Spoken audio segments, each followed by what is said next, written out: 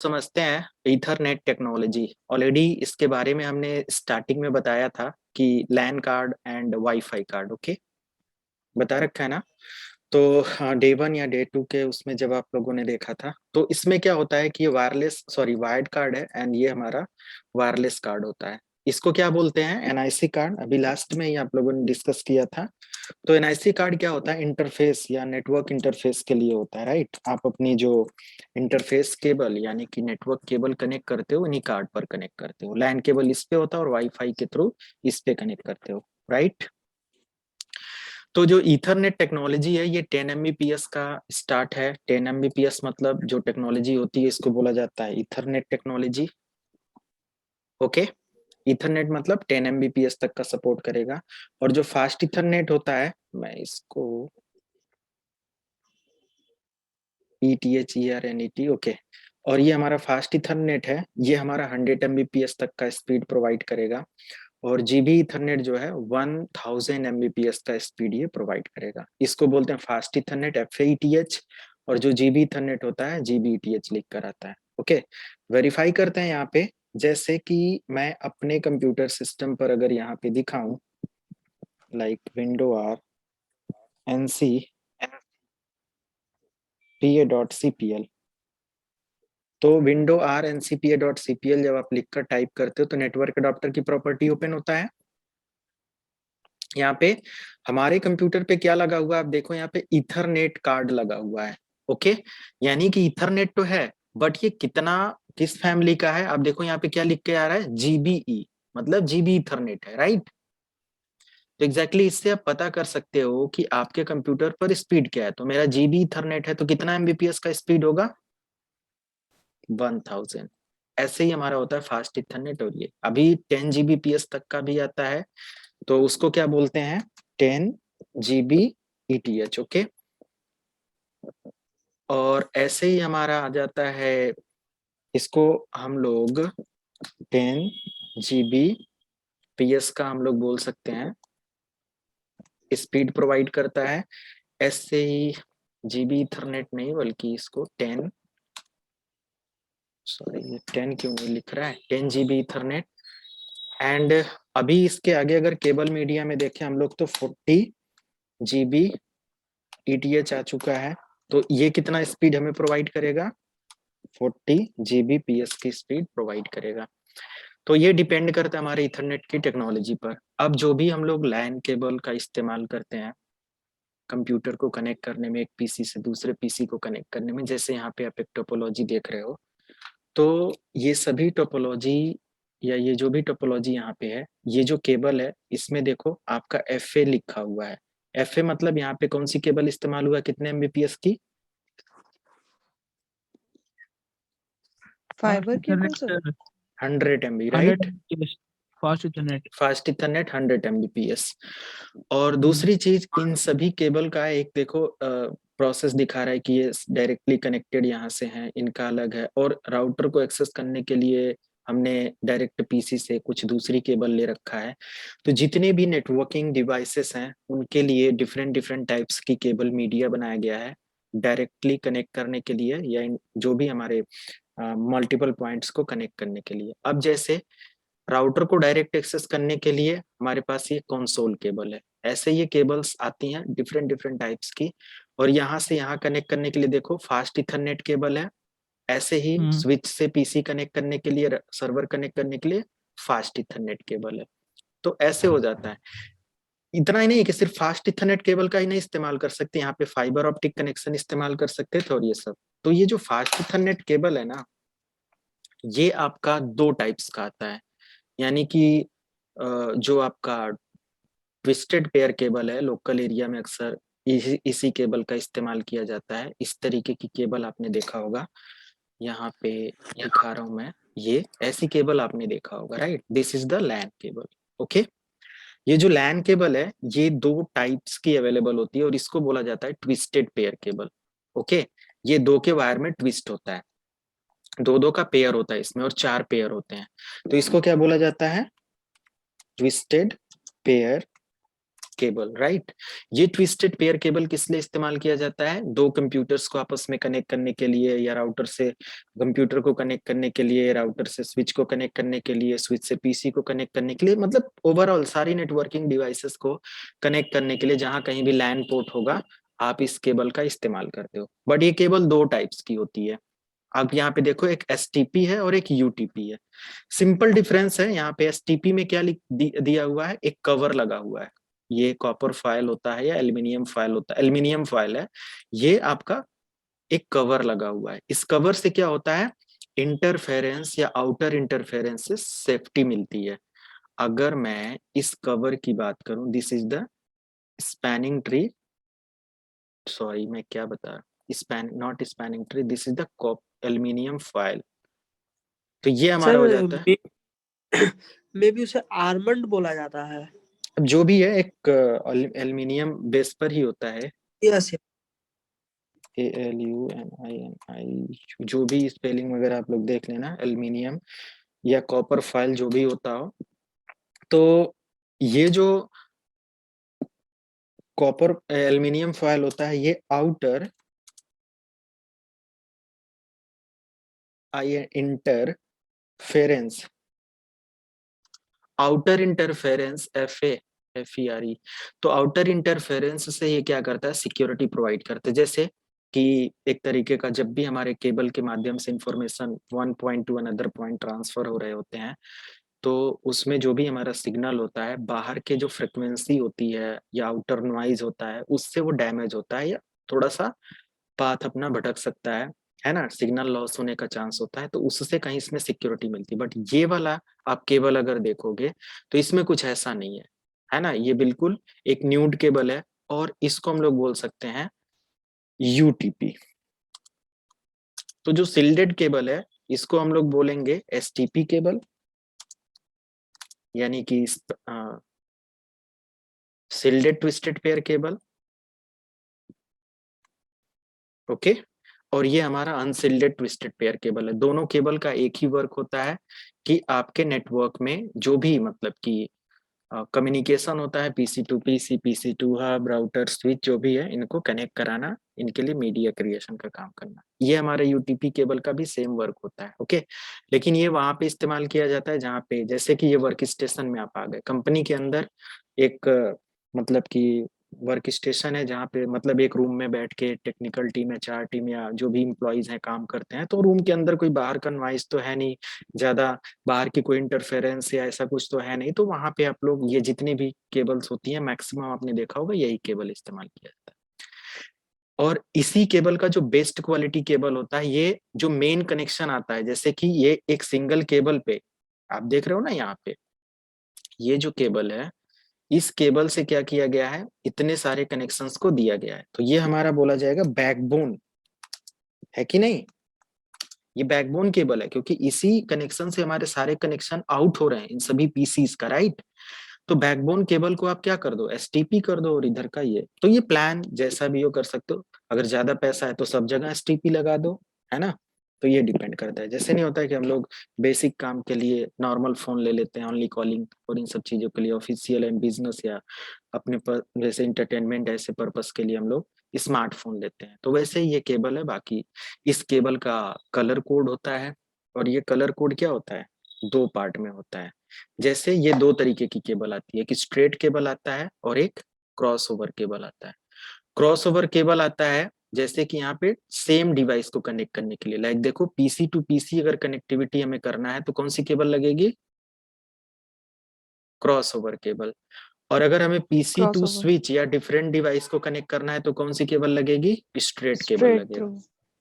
अब ये जो स्ट्रेट केबल है, इसका कैसे पता चलेगा ये कैसे बनेगी केबल, या क्या क्या इसका डिजाइन होता है? तो पहले तो यहाँ पे देख लो, TX मतलब होता है ट्रांसमिशन के लिए होता है, और RX मतलब रिसीविंग के लिए होता है, ओके। तो दो वायर आपके TX होते हैं और दो वायर आपके रिसीविंग के लिए। तो ट्रांसमिशन रिसीविंग दोनों काम होता है। तो इधर देखो आप, ये जो कनेक्टर होता है ना, इसको क्या बोलते हैं, RJ45 कनेक्टर, ओके। अब इस RJ45 कनेक्टर में कितने मतलब कि पोर्ट अवेलेबल होते हैं, 8 पिंस अवेलेबल होती हैं इसमें, यानी कि 8 पोर्ट होते हैं।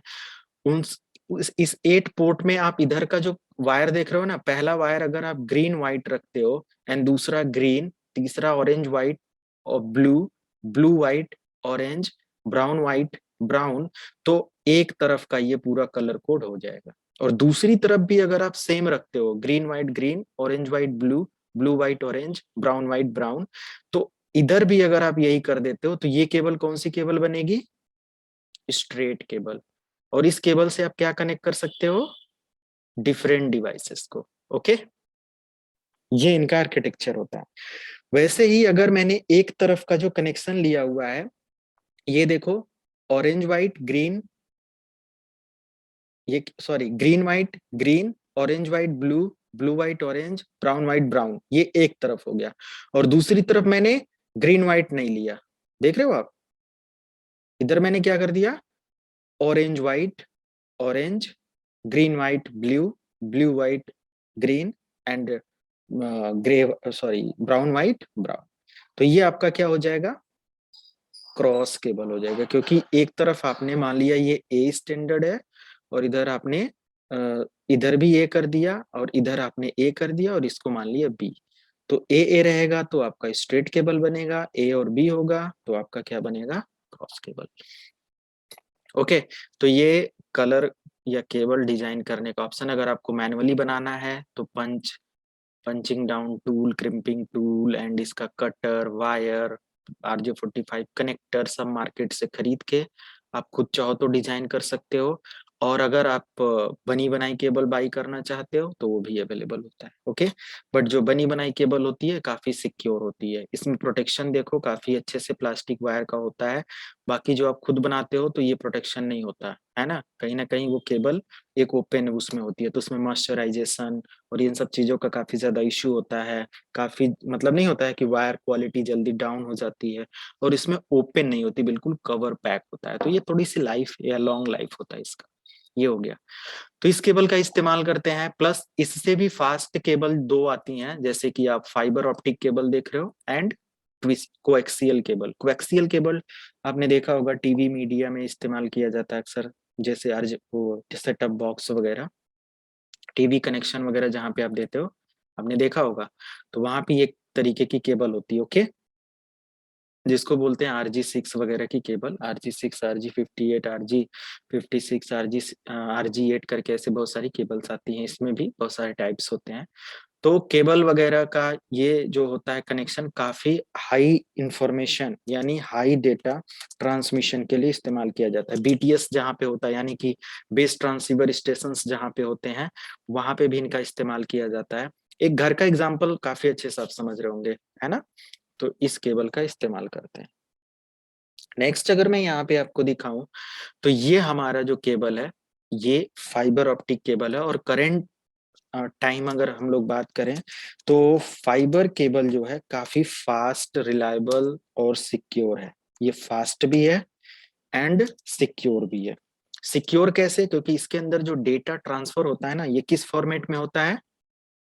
लाइट सोर्स में। लाइट सोर्स में सर। और लाइट सोर्स होने की वजह से डेटा को मैनिपुलेट करना, इंटरफेरेंस वगैरह की प्रॉब्लम को लेकर प्रॉब्लम होना, ऐसा कुछ नहीं होता, क्योंकि इसमें जो कनेक्शन होता है या जो सिग्नल होता है वो बिल्कुल क्या होता है? लाइट सोर्स में ट्रांसफर होता है। जैसे फाइबर, क्या लिख दिया, फीवर लिख दिया, ऑप्टिक केबल अगर मैं ऐसे लिखता हूँ और इमेजेस में दिखाऊं तो यहाँ पे देखो इसके अंदर लाइट सोर्स में डेटा ट्रेवल करता है। लाइट को कोई भी तरीके का इंटरफेरेंस बाहर से नहीं होता। ओके, समझ में आया?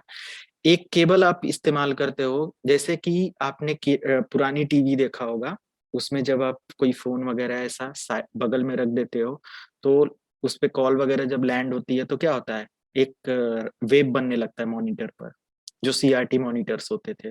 बट अभी स्मार्ट मॉनिटर आ गए हैं, हाँ तो सर। उसमें उस तरीके का कोई CRT या पिक्चर ट्यूब लगा नहीं होता है, और उसमें वेब या वेब माध्यम से डेटा ट्रांसफर नहीं होता है।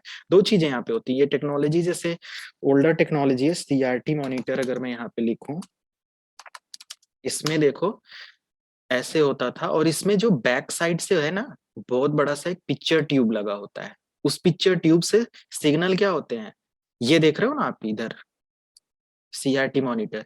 इस पिक्चर ट्यूब से ये जो पूरा का पूरा पैनल है ना, उसमें लगभग में HT हाई इंटेंशन से, मतलब कि बहुत हैवी वोल्टेज अप्रॉक्स 11,000 या 33,000 तक का इसके अंदर पावर सप्लाई जनरेट करता है ये, इतने हैवी रेंज से। तभी आप इस टीवी के पास अगर आप ऐसे जाएंगे कभी कभी तो देखो, आपके जो नहीं होता है कि हल्के हेयर्स होते हैं, वो क्या होता है, वो खींचने लगता है। कभी फील किया आपने ऐसे? चिक्स वगैरह लेकर जाओ तो वो लगेगा कि ये कुछ खींच रहा है ऐसे, है ना, ऐसे। तो इनका इलेक्ट्रोमैग्नेटिक जो फील्ड होता है ना, काफी स्ट्रांग होता है। अगर मैं यहाँ पे पिक्चर ट्यूब दिखाऊं, ये भी एक एग्जांपल है ना। तो अगर आप देखोगे picture tube volt supply enter, तो इसके अंदर जो वोल्ट सप्लाई होता है कितना होता है, high volt supply for a picture tube. अब इसका थोड़ा सा देखना पड़ेगा, अप्रोक्स में बहुत हैवी होता है। इसको अगर कोई टच करेगा तो वो तुरंत मतलब देता है कि डेड हो जाएगा इंसान, उसके अंदर अगर कोई उंगली वगैरह से टच करके वो। अक्सर ऐसे केसेस भी आते थे जब कोई भी इंजीनियर उसको सही करता था और ये सब चीजें। तो थोड़ा सा इसका आप देखना कितना वो होता है, एग्जैक्टली मुझे नहीं पता, बट देख रहे हो या 25,000 वोल्ट, है ना। 3,000 से लेकर 6,000 वोल्ट तक नीड होता है, एंड फाइनल एनोड जो होता है इसके लिए। बट आज के समय पे यहाँ पे दे रहा है टेलीविजन का जो भी वोल्ट पावर सप्लाई है, कुछ ऐसे है, small black and white sets जैसे कुछ करके, है ना। तो सोचो इस तरीके का पावर सप्लाई ये जनरेट करता है। EHT 25,000 वोल्ट तक का ही EHT इसको बोलते हैं, नॉट एच, अच्छा HT ही बोलते हैं। तो सही मैंने बोला, ये बहुत पहले हम लोग इलेक्ट्रॉनिक पढ़े थे 2012 में, सॉरी 2011 या 12 में, तो थोड़ा याद था। तो सोचो कि उस पिक्चर ट्यूब में इतनी पावर वो होती है, और उसको अगर अगर कोई ऐसे ही टच कर दे तो अक्सर होता है, रिपेयरिंग वगैरह में काफी ऐसे केसेस देखने को मिले थे। तो उसके अंदर जब आप मतलब उसके बगल में फोन रखते थे, तो जो पिक्चर ट्यूब होता था ना, वो मतलब लहर उसमें बनने लगती थी, वेव बनने लगती थी, और हमारा सिग्नल डाउन होने लगता था या लॉस होने लगता था। बट आज के समय पर जो भी टीवी है, स्मार्ट टीवी है, उसमें कोई ऐसा वेब माध्यम से सिग्नल जाता नहीं है, वो केबल से डायरेक्ट हमारे मॉनिटर पर प्रोड्यूस होता है। और जो हमारा लाइट मतलब जो स्क्रीन होती है, वो अभी LED सोर्स में आ गया है, LED मॉनिटर एंड OLED करके आ गया है, आपने देखा होगा। तो LED क्या होता है, एक लाइट जनरेट करता है, प्रोपोगेट करता है, समझ में आया। तो टेक्नोलॉजी ऐसे इंप्रूव हुई, और लाइट को इंटरफेरेंस वगैरह बाहर के सिग्नल से कोई फोन नहीं, कोई दिक्कत नहीं होती। आप इस तरीके की टीवी या स्मार्ट टीवी आपके घर पे है, तो चाहे जितना फोन है बगल में 10 फोन रख दो तो भी कोई फर्क नहीं पड़ेगा, है ना। कॉन्सेप्ट क्लियर हुआ कुछ? Yes sir. ओके। तो अब यहाँ पे हम लोग फाइबर ऑप्टिक केबल का ये देखते हैं कि लाइट सोर्स में डेटा ट्रांसफर करता है, और इसका जो मीडियम होता है सिंगल मोड और मल्टी मोड होता है। सिंगल मोड का डिस्टेंस ज्यादा होता है बट ट्रांसफर रेट कम होता है, मल्टी मोड का डिस्टेंस कम होता है बट ट्रांसफर रेट ज्यादा होता है। क्यों ऐसा होता है? Single mode FOC and multi mode अगर आ जाता है से ही तो ठीक है। अब देखो यहाँ पे सिंगल और मल्टी मोड ऐसे ही आ जाते हैं, बट सिंगल मोड में क्या है और मल्टी मोड में क्या है, देख रहे हो, डायमीटर इसका बढ़ जाता है ना। तो अगर आपसे कह दिया जाए कि एक पानी ड्रॉप करना है, इसमें से पानी आप इतने पतले उससे आप पानी ड्रॉप करते हो या भेजते हो, तो ज्यादा जाएगा या इधर से? तो सेम वही है, लाइट जिससे ज्यादा प्रोपोगेट हो, ओके, तो उससे डेटा ज्यादा जाता है। तो मल्टी मोड का कुछ अगर डायमीटर चेक करेंगे तो 62.5 म्यू एम का होता है, एंड ऐसे करके ये करके यहाँ पे होता है। तो आप इसको चेक कर लेना कैसे क्या है। सिंगल मोड मल्टी मोड का ये ट्रांसफर रेट का डिपेंड होता है, डिफरेंस आता है। तो ये सारी चीजें हैं। एंड ईथरनेट टेक्नोलॉजी हो गया, ये हो गया, केबल मीडिया आपने समझ लिया। बाकी वायरलेस कार्ड पर आपका मैक एड्रेस होता है, और NIC मतलब कि मैक एड्रेस होता है, IP एड्रेस होता है, ये तो पूरा बता ही दिया था। ओके, ये सारी चीजें होती हैं। अब एक Nmap ट्यूटोरियल भी हम लोगों को देखना है कि Nmap कैसे वर्क करता है। nmap labs, ये लैब है, बट अभी आप लोग अपना लाइनेक्स वगैरह मेंटेन कर लो, पहले इंस्टॉल कर लो। बाकी विंडोज पे भी ये वर्क करेगा, तो मैं विंडोज पे दिखा देता हूँ। ओके, बट बिफोर लैब मैं यहाँ पे एक आईपी एड्रेस का सेक्शन कवर कर दूं। आईपी एड्रेस ऑलरेडी मैंने बताया था मैक एड्रेस के साथ, बट यहाँ पे आईपी स्टैंड फॉर होता है इंटरनेट प्रोटोकॉल। ओके, तो इंटरनेट प्रोटोकॉल मतलब कि वैसे तो इंटरनेट प्रोटोकॉल की बात करें तो डिफरेंट डिफरेंट टाइप्स के इंटरनेट प्रोटोकॉल है, like ICMP, IGMP, OSPF, BGP and different different types के आपने देखा होगा, POP, IMAP, different different types की प्रोटोकॉल्स होती हैं। बट हम लोग यहाँ पे बात करें आईपी एड्रेस, जो कि IP version 4 and IP version 6 का होता है। तो इंटरनेट प्रोटोकॉल मतलब इंटरनेट वर्किंग का जो भी कॉन्सेप्ट होता है, ये सेट ऑफ लॉ, या सिंपल यहाँ पे बोल सकते हैं set of law for internet working. तो इंटरनेट वर्किंग के लिए जो भी सेट ऑफ लॉ बनाया गया है, उसके अकॉर्डिंग जो भी हमारी प्रोटोकॉल्स होती हैं वर्क करती हैं। अगर आईपी वर्जन 4 की बात करें तो इसका भी एक प्रॉपर वो है कि आईपी वर्जन 4 एक मतलब कि बड़े पैनल पर नहीं इस्तेमाल किया जाता, और ऐसे कुछ देखने को मिला होगा आपने। तो आईपी वर्जन 4 जो होता है ये 32 बिट का एड्रेस होता है। आईपी वर्जन 4 का एक एक पॉइंट में यहाँ पे मेंशन कर देता हूँ। पहला आपका क्या हो जाएगा, इसमें 32 बिट का एड्रेस होता है, और इसमें 4 ब्लॉक होते हैं, राइट। हर ब्लॉक में कितने एड्रेस होते हैं, 8 बिट पर ब्लॉक एड्रेस इसके अंदर होता है। एंड इसका अगर टोटल क्लास की बात करें तो इसमें क्लास होती है, लाइक क्लास नहीं, क्लासेस, ए क्लास आपने देखा होगा, B class, C class and D class and E class. हर एक क्लास का एक अपना स्पेसिफिक वर्क है, और ये डेसिमल नंबर से जनरेट किया जाता है, डेसिमल में राइट किया जाता है, और ये तरीके का बोल सकते हैं कि क्लासफुल एड्रेस है। ये क्या हो जाता है, क्लासफुल एड्रेस हो जाता है। बट IPv6 ऐसा कुछ नहीं है। IPv6 में आपको क्या मिलता है, 128 बिट का एड्रेस मिलता है, प्लस इसमें 8 ब्लॉक होते हैं, हर ब्लॉक में आपका 16 बिट का एड्रेस होता है। ओके, इसीलिए टोटल आपका 128 आ जाता है, 16 इंटू अगर 8 करेंगे तो। एंड नेक्स्ट, इसमें नो क्लास, कोई क्लास नहीं होता, और ये वैन लेवल के नेटवर्किंग के लिए होता है। ओके, एंड इसको हेक्साडेसिमल वैल्यू से डिनोट किया जाता है, लिखा जाता है। एंड ये क्लासलेस एड्रेस होता है, क्योंकि इसमें कोई क्लास नहीं होती। ओके, तो ये सिंपल डिफरेंस है दोनों के बीच में। आपने देखा होगा अक्सर जहां कहीं भी आप आईपी एड्रेस असाइन करते हो, let me show you, like ncpa.cpl, and यहाँ पे मैं आ गया, IP version 4 and IP version 6 दोनों ऑप्शन यहीं पे आपको मिलेगा। अगर मैंने यहाँ पे आईपी वर्जन 6 अप्लाई करना है तो यहाँ से लेंगे, और इसका पूरा ब्लॉक यहाँ पे ऐसे होता है, 8 ब्लॉक होते हैं, सारी चीजें। बट आईपी वर्जन 6 हम लोग नहीं असाइन करते, हम लोग यहाँ पे आईपी वर्जन 4 यूज कर सकते हैं। और इसमें प्रॉपर्टी चेक करके देखोगे तो यहाँ पे 4 ब्लॉक होते हैं, 1 2 3 4। ओके, तो हर एक ब्लॉक में 8 बिट का एड्रेस होता है। ओके, तो ये जो कॉन्सेप्ट कहलाएगा, यहाँ पे मैं इसको ऐसे कॉपी कर लेता हूँ एंड यहाँ पे ऐड कर देता हूँ। तो ये हमारे पास डायग्राम है जिसके थ्रू हम लोग समझते हैं। ये आईपी वर्जन 4 के लिए है, और हर एक ब्लॉक में क्या होता है, आपका 8 बिट का एड्रेस होता है, लाइक डेसिमल वैल्यू होती है, कहीं पे आप 10 लिखा हुआ है तो ये क्लास के अकॉर्डिंग डिफाइन होता है। और यहाँ पे पहले ब्लॉक में 10 ऐसे एड्रेस लिखा जाता है, राइट। तो हर एक क्लास का एक स्पेसिफिक रेंज है आईपी वर्जन 4 में। जैसे कि अगर हम लोग ए क्लास की बात करें तो इसमें टोटल 16.5 मिलियन कंप्यूटर आप क्रिएट कर सकते हो, या होस्ट क्रिएट कर सकते हो।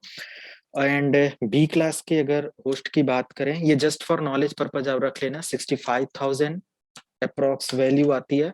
एग्जैक्ट वैल्यू आपका 65,536 होता है, और इसका होता है 1,67,77,016 होता है, गूगल करेंगे मिलेगा। और सी क्लास का जो मैक्सिमम होस्ट आता है 256 आता है। Okay, D and E class का जो एड्रेस होता है डी एंड ई, ये आपका किसके लिए होता है? Scientific research, research and media and in सब डेवलपमेंट। चीजों के लिए होता है, राइट। तो इसको हमें टच ही नहीं करना है, क्योंकि हमारे कंप्यूटर पर ये एड्रेस असाइन भी नहीं होगा। अब जैसे यहाँ पे 2 to 4 या ऐसे कुछ असाइन करोगे, ये ब्लॉक हो जाएगा, बंद हो जाएगा। क्योंकि ए क्लास का जो रेंज होता है ना, अगर हम दिखाएं यहाँ पे, तो ये 0 से लेकर 127 तक होता है। बट 0 आ जाती है, डिसेबल बिट में 127 आ जाता है, लूप बैक में तो ये वैल्यू हम लोग काउंट कर सकते हैं 1 से लेकर 126। ओके, इस रेंज में। तो फर्स्ट ब्लॉक का एड्रेस, अगर मान लिया ये जो फर्स्ट ब्लॉक है ना, इस ब्लॉक से पता चलता है कि किस क्लास का वो है। जैसे मैं दूसरा यहाँ पे बी क्लास का रेंज दिखाऊं, क्या होता है बताओ? 128 से 191 तक, राइट। एंड ऐसे ही सी क्लास का क्या होता है? 192 से लेके 192 से 223। 4, हाँ 2 to 3। ओके, डी क्लास का जो रेंज होता है ना, अगर डी का मैं रेंज दिखाऊं, तो ये 224 से लेकर 239 तक होता है। एंड ई क्लास का जो होता है, ये आपका 240 से लेकर 255 तक। 255, हाँ। ओके, तो ये नॉलेज पर्पज से आप याद कर लेना। एंड अगर आप ए क्लास के रेंज की बात यहाँ पे कर रहे हो, और जैसे ही आप यहाँ पे वैल्यू असाइन करते हो, जैसे इस ब्लॉक में आपने दिया 10, इसमें दिया 0, इधर दिया 0, इधर दे दिया 20, तो आपको इधर से कोई मतलब नहीं है। इन तीन से आप कोई भी क्लास का पता करना हो तो इस नंबर से आप पता कर लेंगे। तो यहाँ पे 10 है, मतलब ये किस क्लास का जाएगा? ये क्लास आपका ए क्लास हो जाएगा। नेटवर्क कुछ भी हो सकता है आपका, ये ए क्लास का ही नेटवर्क 8 से ज्यादा हो सकता है, ऐसा कुछ हो सकता है, वो सब नेटिंग पे आपको डिपेंड करता है। तो ये सब थोड़ा सा समझना पड़ेगा। तो ए क्लास के अकॉर्डिंग जो नेटवर्क होता है वो कितना होता है? 8 होता है, और जो होस्ट होता है वो कितना होता है? 24। बी क्लास के 24। अकॉर्डिंग नेटवर्क, मैं इसको भी मेंशन यहाँ पे लिख देता हूँ।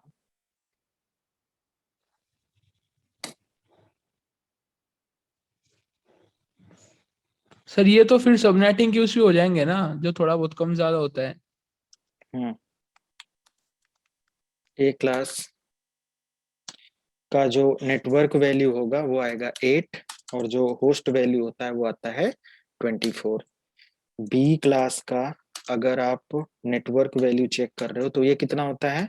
16, और होस्ट वैल्यू 16। कितना होता है? 16। ओके, सी क्लास का अगर आप चेक करोगे तो नेटवर्क वैल्यू होता है 24, और होस्ट वैल्यू होता है 8। इसलिए इसमें होस्ट कम लगते हैं, इसमें होस्ट देखो ज्यादा है, इसमें सबसे ज्यादा है ना यहाँ पे। तो कितने आ रहे हैं अप्रोक्सीमेट? इतने कंप्यूटर्स 60.5 मिलियन। मैं यहाँ पे एम लिख देता हूँ, मिलियन। ओके, तो ये आपके आ जाते हैं। अब जैसे कि ये नेटवर्क और क्या होता है, मतलब नेटवर्क होता है जैसे कि ये जो 4 ब्लॉक होते हैं ना, ये थोड़ा सा बाइनरी नंबर समझना पड़ेगा। समझो कि ये 4 ब्लॉक है, तो ये आपका 4 ब्लॉक हो गया। तो हर ब्लॉक में आपका जो नेटवर्क आईडी होता है ना, वो फुल ब्लॉक होता है, वो 255 होता है। जैसे कि सी क्लास का होता है 255, 255, 255 0। तो सी क्लास में नेटवर्क देखो कितने हो रहे हैं? 24। तो 24 यहाँ पे 8 मतलब 1 होंगे। 1 2 3 4 5 6 7 8 फुल हो गया। 1 2 3 4 5 6 7 8 बिट। 1 2 3 4 5 6 7 8 बिट। और यहाँ पे 0 0 0 0 0 0, ये 8 बिट। ओके, तो ये होस्ट के लिए हो जाएगा सी क्लास के लिए, और ये जो फुल ब्लॉक है 255 आपके नेटवर्क में आ जाएंगे। बी क्लास में यही, यहाँ पर भी 8 जीरो होते हैं। यहाँ पर भी आपका क्या हो जाता है? 0 0 0 0 0, जो भी है 8 जीरो हो जाते हैं, और यहाँ पे ये वैल्यू क्या आ जाता है? 0 हो जाता है, और यहाँ पे भी होस्ट हो जाते हैं, राइट। और ए क्लास में क्या हो जाता है? ये 255 1 हो जाता है, यहाँ 0 हो जाता है, और यहाँ पे भी क्या हो जाता है? 0 0 0 0 8 बार हो जाता है। तो कोई भी वैल्यू आप यहाँ सब पे असाइन कर सकते हो, राइट। ये सब चीजें होती हैं। तो ये बाइनरी नंबर का ही एक डेसिमल वैल्यू यहाँ पे लिखा जाता है समझने के लिए, क्योंकि ये बाइनरी नंबर में हम लोग नहीं लिख सकते इसमें। ओके, तो ये हमारा आईपी वर्जन 4 का एक एड्रेसिंग हो जाता है। अब आईपी वर्जन 4 का जो कॉन्फ़िगरेशन है उसको एक बार ट्राई कर लेते हैं। जैसे यहाँ पे आ गए। अब अगर ऑप्टेन आप करते हो तो यहाँ पे जो आईपी मिलती है वो कहाँ से मिलती है? डीएचसीपी सर्वर से मिलती है। ओके, अगर आपके नेटवर्क में कोई डीएचसीपी सर्वर है तो यहाँ से आपको आईपी मिलती है, राइट। दूसरी चीज, अगर मैं अपने कंप्यूटर सिस्टम पर मैनुअल आईपी देना चाहता हूं, तो यहाँ से सेलेक्ट करेंगे use the static IP address और फॉलोइंग आईपी। एंड जैसे मेरे पास कोई नेटवर्क चल रहा है, ये मैंने दे दिया, ऑटोमेटिक सबनेट मास्क ले लेगा। और डिफॉल्ट गेटवे यहाँ पे जो आपके राउटर की आईपी होगी वो दे देंगे। डीएनएस जो भी आपके नेटवर्क में डीएनएस होगा या आईपी आईएसपी का डीएनएस होगा उसका दे देंगे। नहीं है तो बाय डिफॉल्ट 888 गूगल का डीएनएस बोला जाता है, ये कर देंगे। ओके, तो ये अप्लाई कर सकते हैं और इस तरीके से कॉन्फ़िगरेशन होता है। तो सिंपल आईपी सेटअप वगैरह ऐसे ही होता है, और बस ये सारी चीजें हैं। एंड एक लैब मैंने यहाँ पे डिजाइन किया है अभी, सॉरी ये कोएस डाउनलोड किया था विंडोज 7। सर ये सबनेट क्या होता है? सबनेट मतलब होता है नेटवर्क आईडी और होस्ट आईडी को रिप्रेजेंट करने के लिए कि कितना बिट नेटवर्क और कितना बिट होस्ट है ना। तो दोनों को मैं यहाँ पे लॉगिन कर लेता हूँ। विंडोज 7 मैंने लिया है ताकि आसानी से चले, क्योंकि आप उसमें देख ही रहे थे कितना इशू हो रहा था। और ये हमारा लाइनेक्स है, लाइनेक्स की जरूरत पड़ेगी तो ऑन करेंगे। अभी सारा काम हमारा विंडोज 7 पर भी हो जाना है। ओके, तो सबसे पहले इसमें पर्सनलाइजेशन कर लेते हैं, और जो भी हमारा डेस्कटॉप पर आइकन रिक्वायर्ड है उसको कर लेते हैं। एंड डेस्कटॉप आइकन में माई कंप्यूटर भी होना चाहिए। ओके, और इसमें भी हमें टूल्स इंस्टॉल करना पड़ेगा, जो कि ये है। तो इसको भी ठीक है मैं कर देता हूँ। इसमें काफी लैब हम लोगों का हो जाएगा।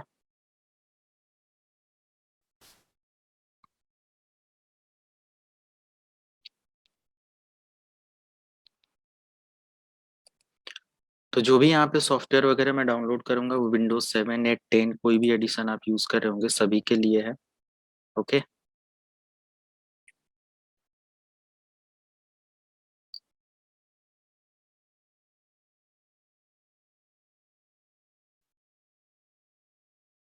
ठीक है भाई, हो जाओ रिबूट।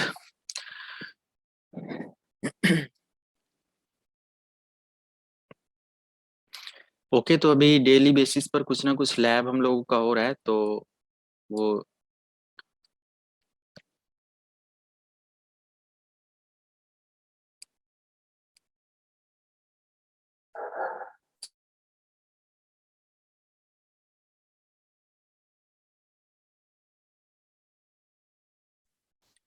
ओके। सो दोबारा से लॉगिन कर लेते हैं अपने, किसी भी यूजर से आप लॉगिन कर लेना। एंड अभी यहाँ पे मेरा इंटरनेट चलना चाहिए। एक सॉफ्टवेयर है जो कि जेनमैप नाम से आता है, और इसकी वेबसाइट पर जरूर आप विजिट कर लेंगे फ्री टाइम पर, क्योंकि उसमें बहुत सारे डॉक्यूमेंट्स और आपको पढ़ने के लिए सिक्योरिटी बेस्ड टेस्टिंग और इन सब चीज़ों के लिए बहुत सारे उसमें मिलेंगे ऑप्शंस। तो मैं यहाँ पे ओपन कर लेता हूँ google.com।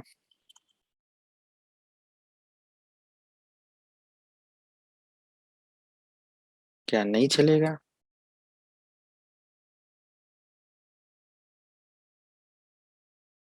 ओके, और यहाँ पे आप लिखेंगे जेन मैप डाउनलोड। ओके, तो जेन मैप डाउनलोड जब आप लिखोगे यहाँ पे ऑफिशियल वेबसाइट मिलेगा, और यहाँ पे आप आ जाना। एंड यहाँ पे देखो दिया हुआ है जेन मैप GUI एंड डाउनलोड, कोई भी आप यूज कर लेना। जैसे कि यही वाला ऑप्शन जो दिख रहा है ना, यहाँ से डाउनलोड सेक्शन, इस पे क्लिक करना।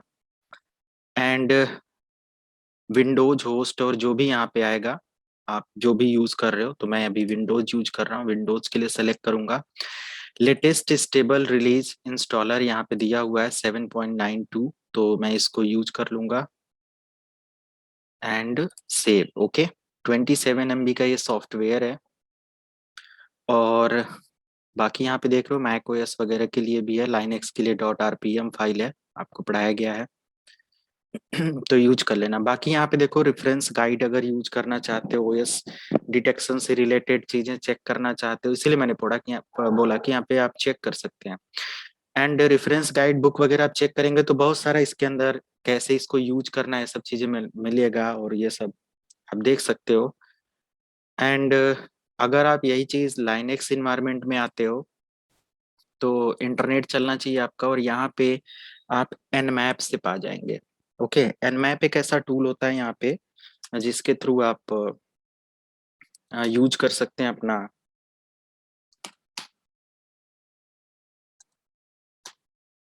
कंप्लीट टेस्टिंग और जो भी है स्कैनिंग वगैरह। तो किस पर्पस से ये जेनमैप या nmap है? nmap उसका कमांड वर्जन है उसी सॉफ्टवेयर का, और जेनमैप उसका GUI वर्जन है। ओके, दोनों का नाम nmap से होता है। अब जेनमैप आप बोलो जेड लग जाता है उसमें, इसमें आपका nmap होता है। तो अगर मैं यहाँ पे apt या सिंपल पहले पिंग कर लूँ मेरा इंटरनेट चल रहा है कि नहीं चल रहा है, एंड google.com, तो ठीक है, आ रहा है रिप्लाई, ओके क्लियर। और यहाँ पे मैं लिखूंगा apt get install and nmap, star लगाएंगे, एंटर कर देंगे। इससे रिलेटेड जो भी सॉफ्टवेयर होगा, ये 166 MB का सॉफ्टवेयर है, मैं इसको वाई प्रेस करता हूँ और इंस्टॉल कर देता हूँ। इधर हमारा nmap इंस्टॉल हो रहा है, ग्रेड होना या जो भी होगा हो जाएगा। एंड इधर हमारा आप देख रहे हो जेनमैप इंस्टॉल हो गया या डाउनलोड हो गया। फाइनली इसको क्लोज कर देना है, माई कंप्यूटर ओपन करिए, डाउनलोड सेक्शन ओपन करिए, एंड कितना स्पेस अभी हमारे में, सिर्फ 7 GB बचा हुआ है। ठीक है, इतना बहुत है। एंड मैप को आप सिंपल रन कर लेंगे। ओके, जैसा कि आप देख रहे हो मैंने रन कर दिया। और एक और मैं यहाँ पे मशीन लाइव कर देता हूँ, क्योंकि 2-3 मशीनें होंगी तो अच्छे से हमें रिजल्ट देखने को मिलेगा। लाइक मैं यहाँ से विंडोज 7 एक और ऑन कर देता हूँ, या सिंपल यहाँ पे ओबंतु करके देखो है क्या, ये ओबंतु करके है।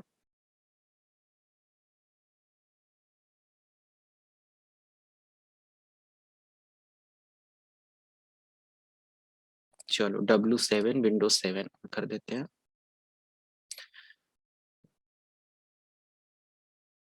एंड एग्री कर देना। यहाँ पे जो भी ऑप्शन है बाय डिफॉल्ट वही रहने देना।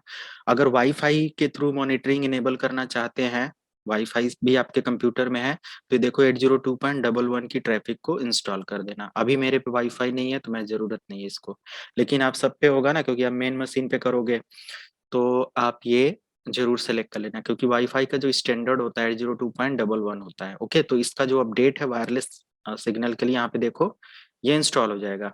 ओके, मैंने दोनों को सेलेक्ट कर दिया, कोई दिक्कत नहीं।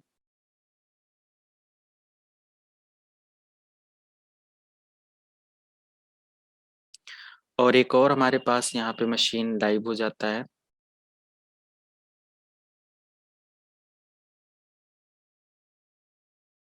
और इसका जो आईपी एड्रेस है ये मैं एक नेटवर्क में कर देता हूँ, जैसे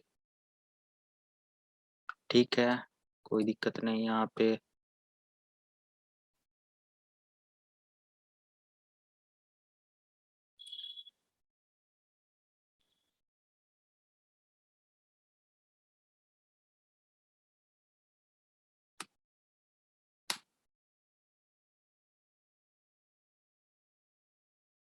ओके, और यहाँ पे जो भी हमारा आईपी एड्रेस है मैं एक बार दिखा दूं इस मशीन का। वैसे आपके नेटवर्क में ये सब सेट होगा, तो मैं यहाँ से आ जाता हूँ आईपी वर्जन 4, एंड पहले चेक कर लूं क्या कोई आईपी यहाँ पे असाइन हो गया है।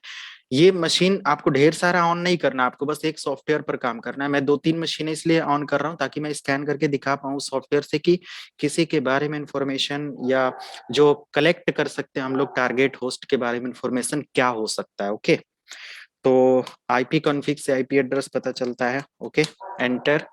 हमारे सिस्टम पे अभी कोई आईपी असाइन नहीं है, तो हम यहाँ पे यूज फॉलोइंग आईपी एड्रेस, और यहाँ पे कर देते हैं 192.168, या सिंपल 192.168 एंड 100.10 कर देते हैं। ओके, एंड गेटवे में 100.1 कर देते हैं। ओके, ये बस इतना करके इसको डाउन कर देना है, बाकी इसकी जरूरत नहीं है। अभी हमारा जो विंडोज 7 पर सॉफ्टवेयर डाउनलोड हुआ ये कंप्लीट हो गया, फिनिश कर लेते हैं एंड नेक्स्ट करते हैं। डेस्कटॉप पर इसका एक शॉर्टकट आइकन्स आ जाएगा, ठीक है, चाहिए भी मुझे, यहीं से हम ऑन कर लेंगे। एंड मेरे मशीन पर दूसरी मशीन से कनेक्ट होना चाहिए मेरा मशीन, तो थोड़ा सा मुझे यहाँ पे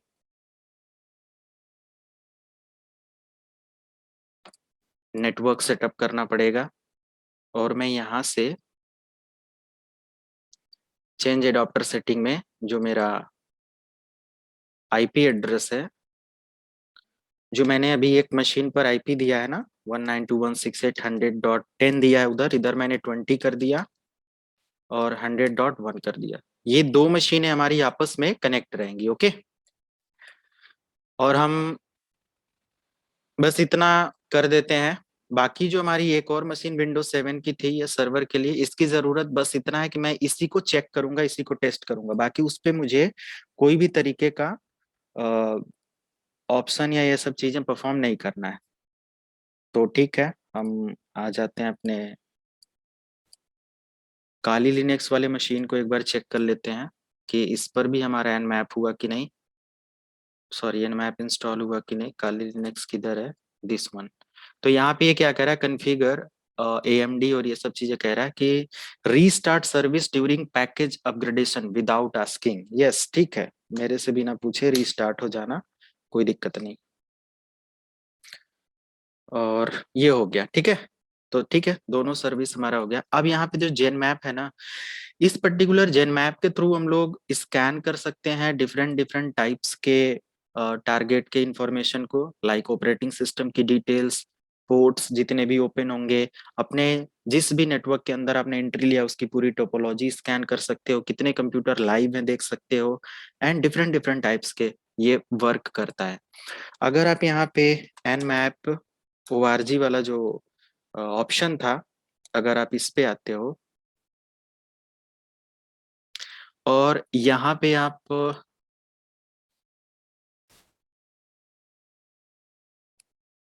बैक कर लो एक बार, ओके। nmap ये है, अच्छा इस पर नहीं मिल रहा है तो व्हाट इज nmap, जो मैंने बताया उससे रिलेटेड यहाँ पे पूरा का पूरा ऑप्शन मिल जाएगा कि nmap एक नेटवर्क स्कैनर है ना। और ये क्रिएट हुआ था गॉर्डन लाइन द्वारा। nmap is use to discover host, मैंने क्या बताया, आप किसी भी इंफॉर्मेशन को निकाल सकते हो जो भी हमारे नेटवर्क में होस्ट है ना। हैकर अटैकर इन सब चीजों का ज्यादा इस्तेमाल करता है, हमारी वल्नरेबिलिटीज, हमारे कंप्यूटर सिस्टम की इंफॉर्मेशंस और ऐसी चीजों को चेक करने के लिए। एंड जस्ट उसके बाद हमारा यहाँ पे देख सकते हो डिफरेंट डिफरेंट टाइप्स के पैकेट्स वगैरह को एनालाइज करने के लिए जो भी सेंड और रिसीव होता है, तो ये सब काम आप कर सकते हो। फाइनली हम लोग nmap को ऑन करेंगे एंड यहाँ पे कुछ ये इस तरीके का इंटरफेस मिलेगा। अब ये इंटरफेस सिंपल आपको थोड़ा सा इजी भी लग जाएगा क्योंकि ग्राफिकल है, और वही यहाँ पे आप काली लिनक्स इन्वायरमेंट में चेक कर सकते हो nmap and -h enter, so this is the command line interface. और nmap के थ्रू काली लिनक्स में देखो पूरा आपको मिल गया, होस्ट के बारे में स्कैन करना है, स्कैन टेक्निक क्या क्या यहाँ पे कमांड डिटेल्स दिया हुआ है, एंड पोर्ट के बारे में स्पेशली चेक करना है किसी भी टारगेट कंप्यूटर का, सर्विस और वर्जन को चेक करना है, स्क्रिप्ट स्कैन करना है, ओएस के बारे में पता लगाना है ना, टाइमिंग एंड परफॉर्मेंस के बारे में पता करना है, firewall ideas and Avision and spoofing के बारे में पता करना है, आउटपुट एंड भी और बहुत सारी इंफॉर्मेशन होती है, एंड MICS कुछ करके है यहाँ पे, IPv6 वगैरह की डिटेल्स दिया हुआ है। तो डिफरेंट डिफरेंट टाइप्स के आप काम कर सकते हो। एग्जाम्पल के लिए यहाँ पे ये बता दिया कि nmap लिखने के बाद जैसे यहाँ पे हाइफन हाइफन ओपन करके दिया हुआ है तो आप ऐसे हाइफन हाइफन ओपन लिखेंगे। वैसे एक एग्जाम्पल यहाँ पे दिया हुआ कमांड से nmap space -v space -a and then website या किसी भी ऑर्गेनाइजेशन को स्कैन करने के लिए, प्लस टारगेट को स्कैन करने के लिए, प्लस पोर्ट वाइज स्कैन करने के लिए यहाँ पे 3-4 एग्जाम्पल भी दे दिया है। ओके, तो ट्राई कर सकते हैं। तो कमांड लाइन तो थोड़ा सा टफ हमेशा हम लोगों को लगता है, हम क्यों ना यहाँ पे टारगेट को सेलेक्ट करें और अगर ऐसा कुछ सेलेक्ट करना है तो वैसे टारगेट हमारा लोकल होस्ट में कर देता हूँ। लोकल होस्ट की आईपी क्या होती है? 127.0.0.1। जैसे ही आपने यहाँ पे टारगेट आईपी दिया, यहाँ पे एक कमांड आपको मिल गया। आप काली लिनक्स में चाहो तो ये कमांड एग्जीक्यूट कर सकते हो, थोड़ा सा आसान हो जाएगा। तो अभी मुझे यहाँ पे क्या स्कैन करना है इस टारगेट के बारे में, nmap स्पेस t4a, ये एक आउटपुट स्कैन करके हमें यहाँ पे देगा और इंस्टेंट स्कैन है, ये टारगेट की पूरी इंफॉर्मेशन स्कैन करके देगा।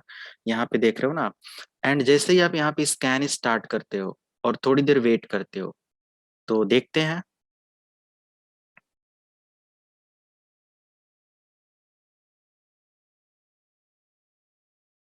ओके, तो अभी यहाँ पे कुछ डिटेल्स दिखा रहा है, कंप्लीट मतलब एनएससी स्कैन और जो कुछ भी है इतनी देर में। और यहाँ पे कह रहा है कि इसने डीएनएस रेजोल्यूशन 1 होस्ट को स्कैन किया, एक इस मतलब एक होस्ट इसको मिला। और इसकी डिटेल्स यहाँ पे दे रहा है, ओपन डिवाइस LO0 फेल्ड करके कुछ यहाँ पे दे रहा है। तो कोई नहीं, हम लोग फिर क्या करते हैं यहाँ पे,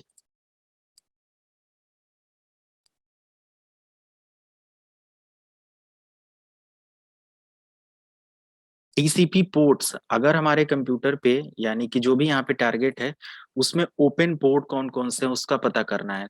तो देख लेते हैं क्या ये स्कैन करके देता है। ये लोकल होस्ट मतलब हम अपनी आईपी स्कैन कर रहे हैं। तो अगर यहाँ पे हमें बार बार ऐसा मैसेज दे रहा है तो ठीक है, हम अपनी आईपी भी यहाँ पे ऐड कर सकते हैं, जैसा कि विंडो RCMD। अब देखना एक लोकल होस्ट और ऐसे में क्या डिफरेंस आता है। तो एक तो हमारे पास ये आईपी है और एक मैंने मैनुअली 192.168.100.20 दिया हुआ है। तो हम क्यों ना इस वाली आईपी को, जो ये वाला है, इसी को यहाँ पे एज अ टारगेट ले लेते हैं और उसके बाद ट्राई करते हैं पोर्ट स्कैन का।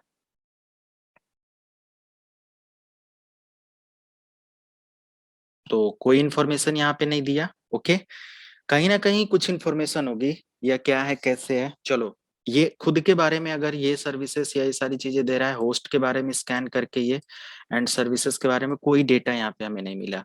कोई बात नहीं, हम जो 10 वाला कंप्यूटर था उसको स्कैन कर लेते हैं, क्योंकि 10 से ऑलरेडी हम कनेक्टेड हैं। और इस पे देखते हैं कुछ हमें मिलता है।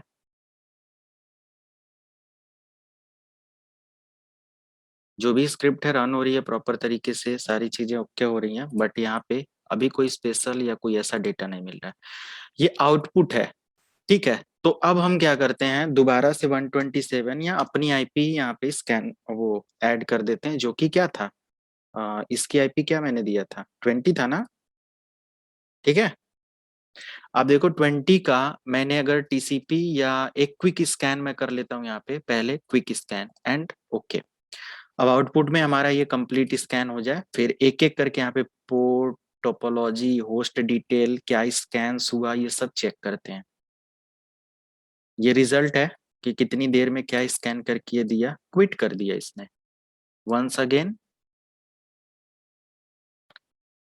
तो ये टूल्स मुझे नहीं लगता कि कुछ खास हमें डेटा और ये सब चीजें दिया, या कुछ भी अपडेट मुझे ऐसा मिला।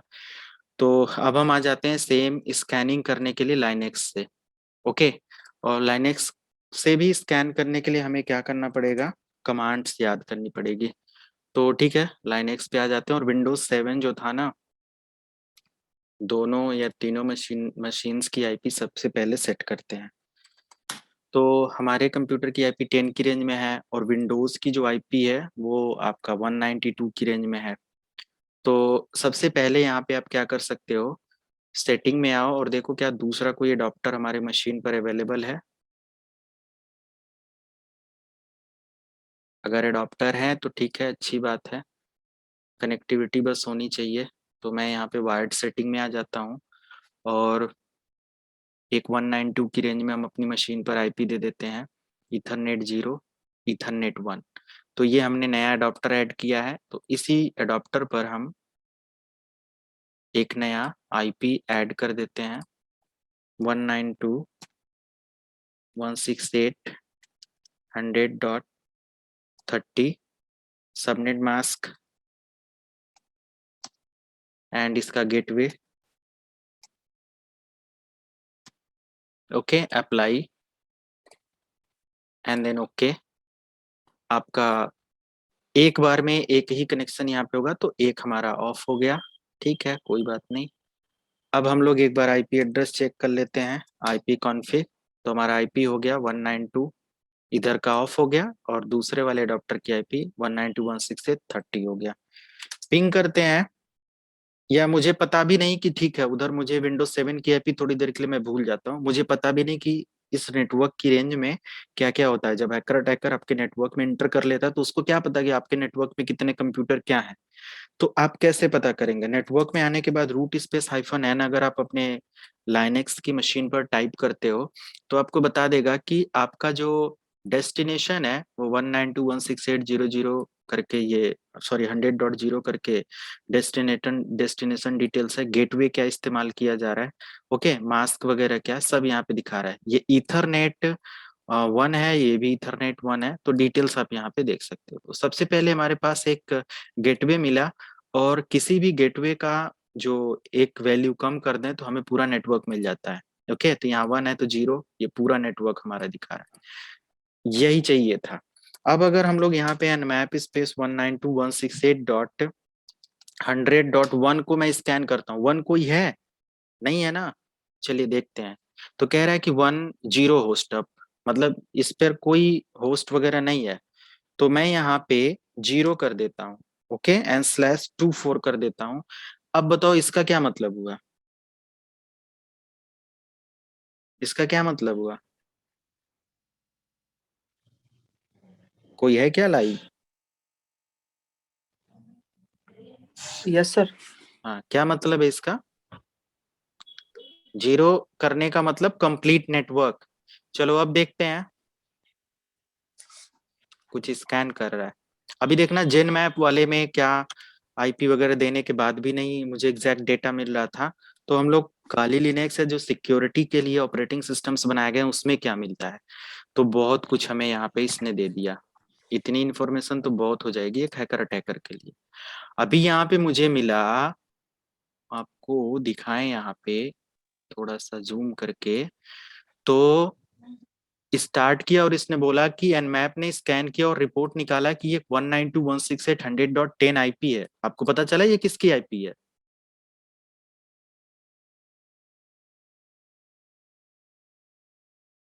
Is there anyone?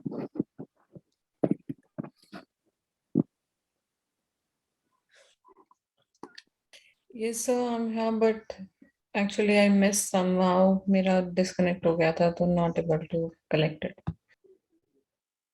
बाकी प्रवेश समझ में आया?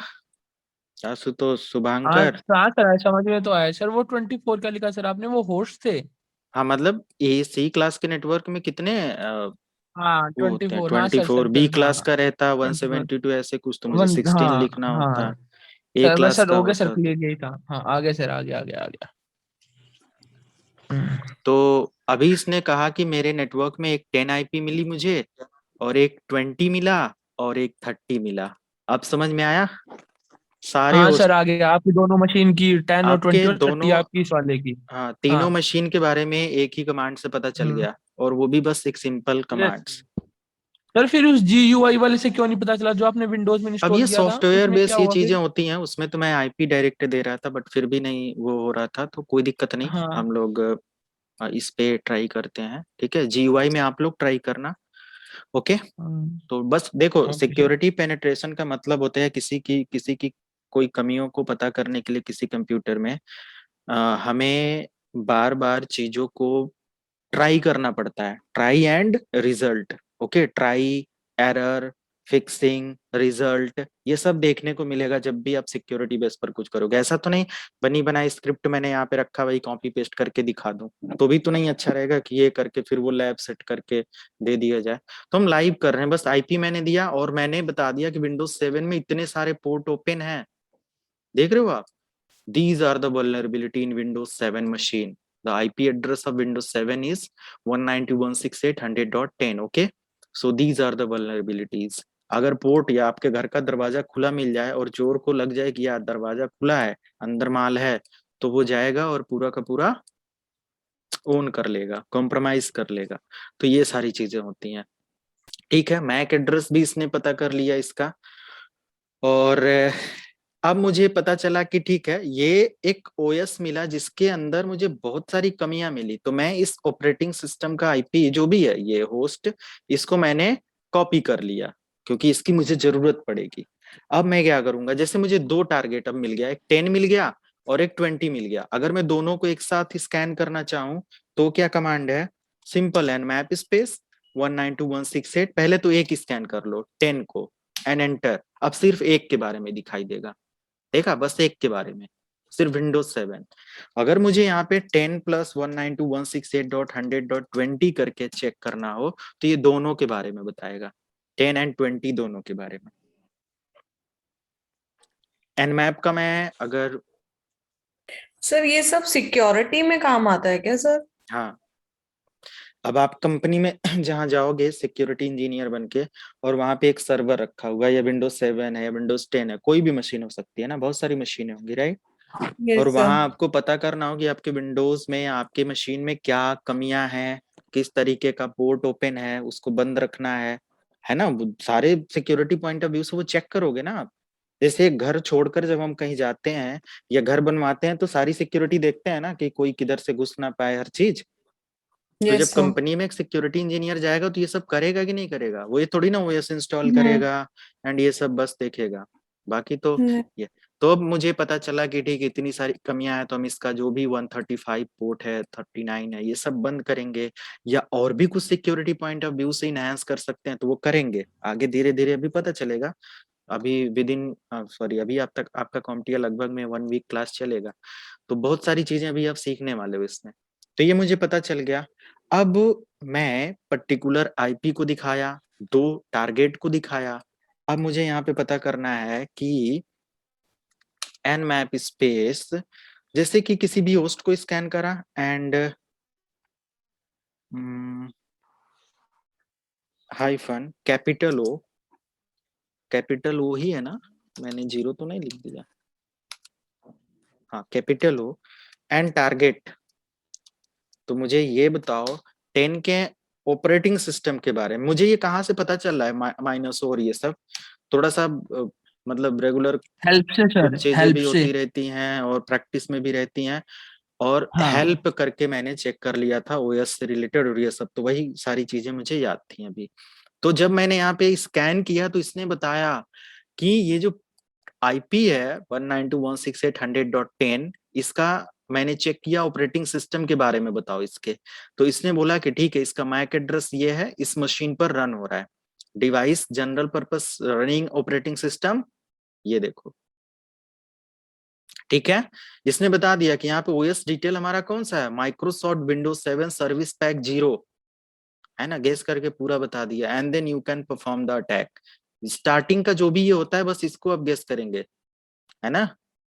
एक होप के बारे में बताया, आप यहाँ पे देख सकते हो, CPE Microsoft Windows 7, okay, service pack, hope clear. Mean sir?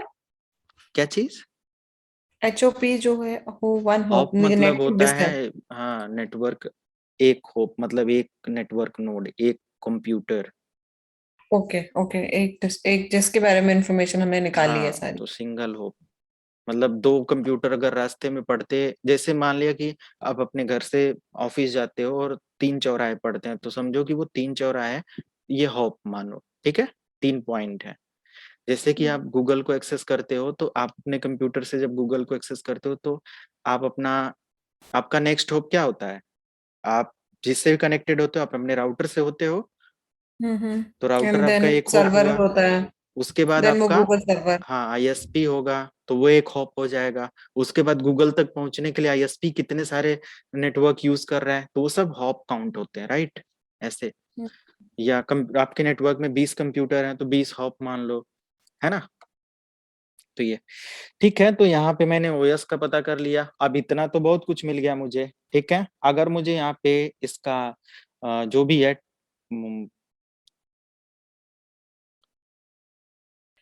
Sir तो ये हम अपने सर्वर पे जैसे अपने लैपटॉप पे काम करेंगे तो हम अपनी आईपी अपने लैपटॉप की आईपी देके या राउटर हाँ की दो आईपी एक दो देके। मशीन ऑन कर लेना, ठीक है। डाउनलोड कर ले, मतलब विंडोज हाँ 7 वगैरह। अगर मैं अपनी मशीन की आईपी चेक करूं, जैसे मेरा क्या है 30 है ना मेरी आईपी 100.30, तो लाइनेक्स ये अलाउ नहीं करेगा और नहीं सर्च करके देगा कुछ भी। ठीक है देखो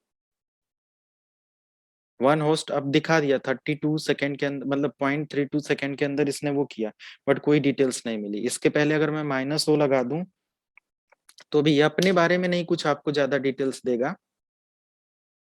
देखो कहीं ओएस के बारे में बताया इसने?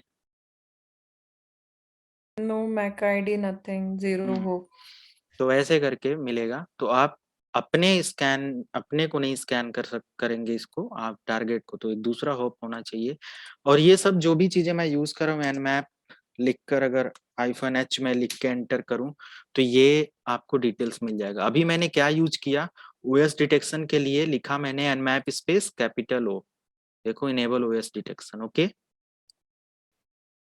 अगर मुझे टीसीपी स्कैन करना है ना, -SS, अब स्मॉल एस का और कैपिटल एस का दोनों का मतलब होता है सिंक स्कैन। ओके, तो ये सब चीजें होती हैं। अब देखो यूडीपी स्कैन करना है तो एस, स्मॉल एस का मतलब होता है स्कैन और कैपिटल एस का मतलब होता है सिंक।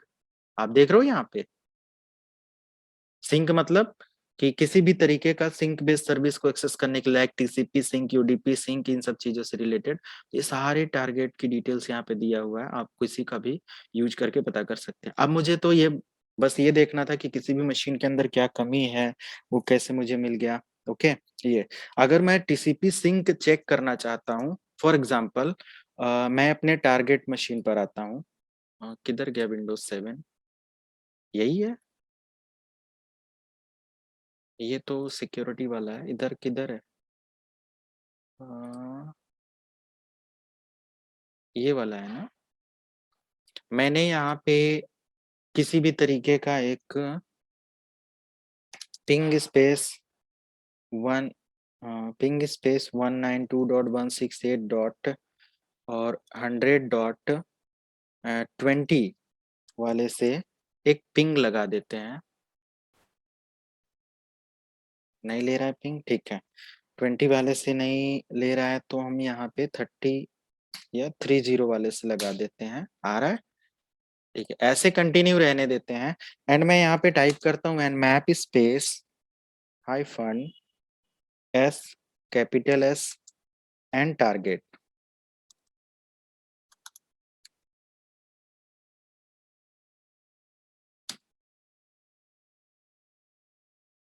तो देखो टीसीपी के बारे में बताया, टीसीपी टीसीपी टीसीपी के सारे पोर्ट, जो भी पोर्ट्स ओपन है, अगर यूडीपी बेस्ड कोई सर्विस रन हो रही होगी, पोर्ट ओपन होगा तो उसका मुझे यहाँ पे बता देगा। तो यहाँ पे मुझे स्कैन करने के लिए यूडीपी के लिए SU लिखना पड़ेगा।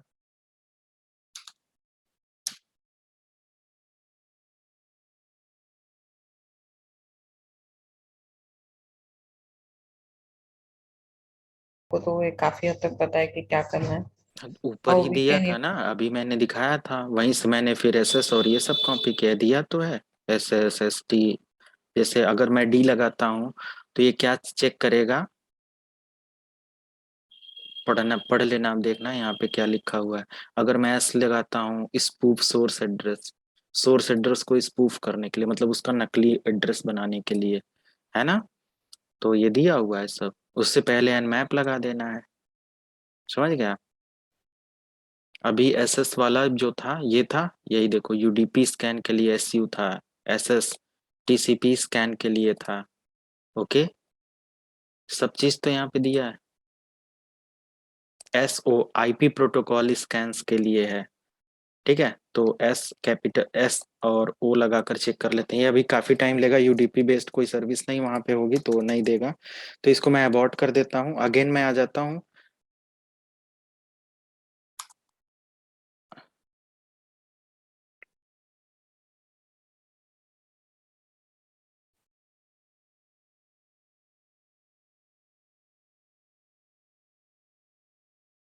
प्रोटोकॉल स्कैन ये कर रहा है। तो ये भी अभी जितना भी ये कह रहा है ना कि अभी इतना टाइम रिमेनिंग टाइम 1 मिनट कुछ ऐसे दिखा रहा है।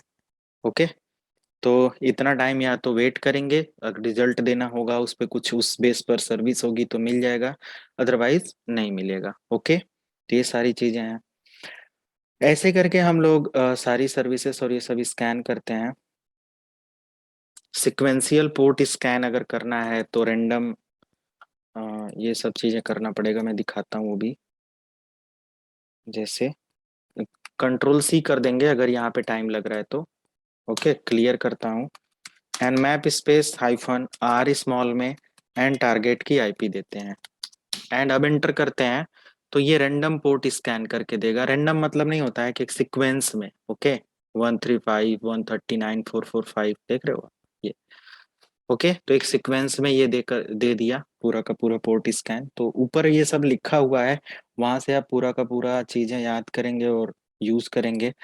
अब अगर मान लिया कि आप किसी भी टारगेट के बारे में ए टू जेड सारे पोर्ट को स्कैन करना चाहते हो तो सिर्फ सिर्फ पोर्ट बेस्ड, वैसे ऊपर तो मिल गया एन मैप स्पेस और यहाँ पे लगाओ आप hyphen P space target IP और देखो क्या कुछ डेटा मिल रहा है। ओके, तो कुछ डेटा नहीं मिला। ओके, तो हम लोग यहाँ पे पी स्पेस 21 यहाँ पे लगा देने का मतलब समझ रहे हो आप क्या है। 21 पोर्ट को मैं चेक करता हूँ, 21 कुछ है ऐसा। तो कह रहा है 21 यहाँ पे क्या है, क्लोज है, जो कि एफटीपी अटैक के लिए होता।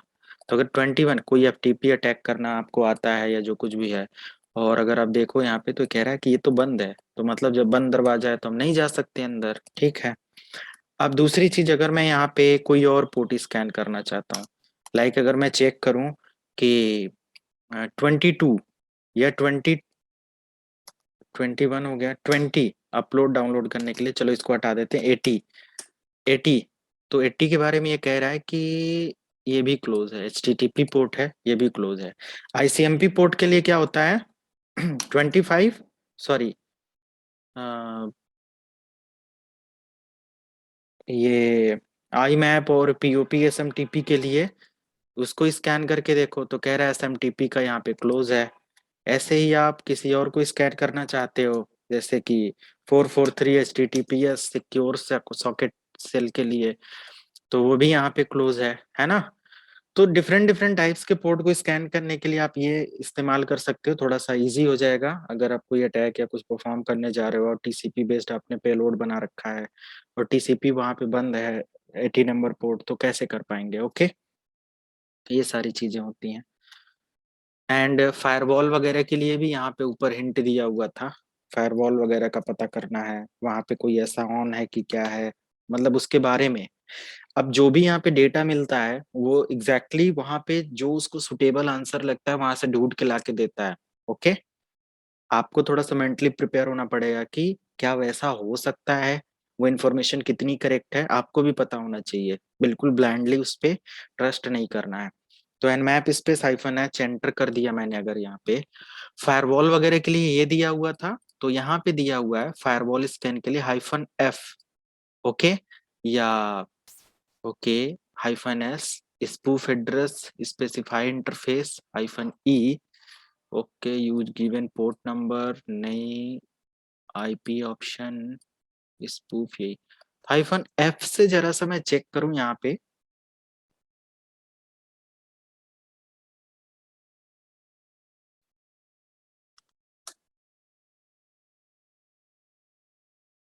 -F पे इसने क्या दिया, कुछ ऐसा वो नहीं दिया।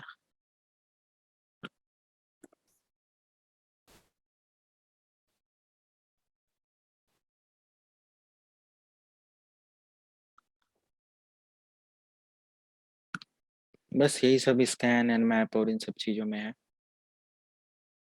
सर आई मैप के लिए 143 होता है और SMPT के लिए 25 होता है ना सर पोर्ट नंबर। इसका स्क्रीनशॉट ले लो अगर पोर्ट नंबर चाहिए तो। बाकी गूगल करना आप यहाँ पे पोर्ट नंबर एंड सर्विसेज तो ये बता देगा।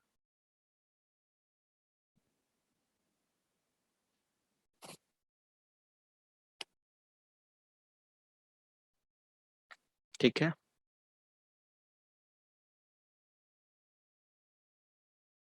हाँ सर ले लिया स्क्रीनशॉट।